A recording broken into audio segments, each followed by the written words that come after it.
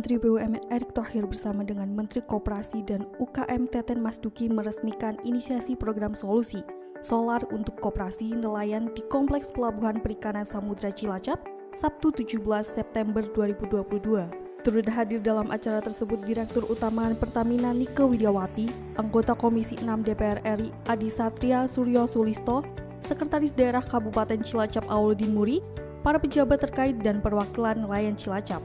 Program solusi nelayan yang akan menjadi pilot proyek ini merupakan kerjasama antara Kementerian BUMN dengan Kementerian Koperasi dan UKM, di mana Pertamina akan menyalurkan langsung solar bersubsidi dan dikelola oleh Koperasi Minosaroyo.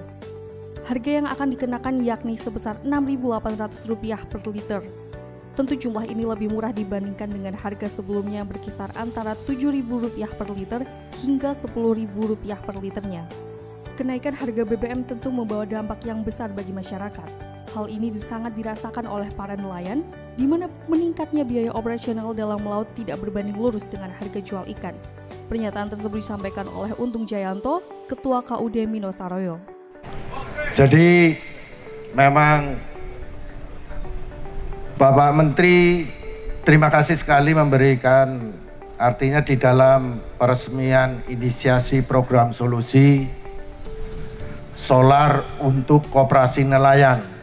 Kami harapkan memang betul untuk kebutuhan nelayan di Cilacap, kami penyalurnya sudah kami sampaikan di awal tadi. Kami harapkan juga kalau bisa koperasi-koperasi perikanan ini diberi kepercayaan untuk peresmian inisiasi solusi tersebut, Pak. Erick Thohir menyambut baik harapan-harapan yang disampaikan oleh Untung. Ia juga mengatakan bahwa akan ada program-program untuk perbaikan taraf hidup keluarga nelayan seperti BBM bersubsidi, program KUR dari BRI, hasil tangkap nelayan yang akan dibeli oleh koperasi sesuai harga pasar, pendampingan dan pembiayaan pengelolaan hasil tangkap nelayan bagi istri-istri nelayan yang berkisar 1 hingga 4 juta rupiah oleh PNM Mekar. Bahwa Indonesia ini negara kepulauan kelautan yang luar biasa. Tapi kalau kita lihat kehidupan nelayan kan masih di situ-situ saja. Nah, karena itu kami dari pemerintah ditugaskan oleh Bapak Presiden, Pak Jokowi, Pak Teten sebagai Menteri Koperasi, saya sebagai Menteri BUMN, untuk coba berinisiasi mencarikan solusi untuk nelayan yang memang taraf hidupnya harus ditingkatkan. Kesejahteraan nelayan harus menjadi bagian penting daripada program pemerintah. Salah satunya memang tadi yang disampaikan, solusi nelayan pada hari ini memang masih untuk memberikan akses di mana harga BBM yang selama ini mungkin didapatkan nelayan harga 7.000 sampai 10.000, hari ini kita pastikan harganya 6.800. Memang Cilacap sebagai pilot project. Nanti insya Allah kita akan kembangkan di beberapa daerah lain. Tidak cukup di situ, kita juga memastikan bersama Pak Teten di mana koperasi ini menjadi ujung tombak supaya apa? Sasaran daripada BBM bersubsidi ini tepat sasaran. Karena dengan koperasi itu berarti ada nama dan alamat dan ada sistem digitalnya yang tadi dikasih lihat. Jadi kalau misalnya ada yang bawa dirigen nggak ada masalah karena ada sudah ininya, datanya, barcode-nya gitu, jadi kelihatan. Nah, ini yang kita jaga. Nah, disitulah kenapa kita juga mendorong yang namanya pembiayaan untuk nelayan. Ya, dari Pak Teten, koperasinya diberikan pembiayaan. Kami dari BRI, kita mendorong pembiayaan buat nelayan.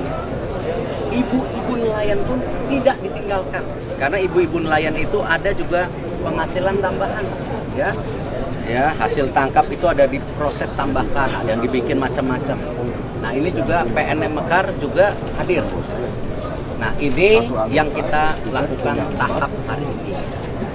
Kalau ini berjalan dengan baik, kita 7 lokasi kita lakukan. Berjalan dengan baik di seluruh Indonesia. Di hadapan awak media, Teten kembali menegaskan bahwa pihaknya akan membantu dalam pengelolaan hasil tangkap nelayan. Ya, jadi kita sebenarnya memikirkan lebih jauh, bukan hanya bagaimana nelayan bisa mendapatkan akses bahan bakar, karena 60% biaya produksi nelayan itu untuk menjadi bahan bakar. sehingga ini akan punya dampak terhadap kesejahteraan. Nah, tapi kita juga memikirkan bagaimana hasil tangkap nelayan ini juga bisa menghasilkan keuntungan kesejahteraan sebaik-baiknya. Nah, ini yang sedang kami jaga dengan baik, ya. Jadi dari hulunya, dari mulai pembiayaan, akses kepada bahan bakar, mungkin juga nanti diperlukan tempat-tempat lain, misalnya es, pabrik es, ya, cold storage, sampai nanti bagaimana kita mencarikan off-taker yang tepat, apakah ke pasar dalam negeri atau pasar luar, sehingga nanti para nelayan itu punya keuntungan yang maksimal. Tidak seperti sekarang rata-rata produk nelayan itu nggak pernah di grading, ya, dijual semuanya tanpa ada grading. Karena kalau dilakukan tadi pengolahan, yang termasuk koperasi yang harus sarana pengolahan, lalu baru ke market. Nah, model seperti ini yang kami pikirkan. Terima kasih.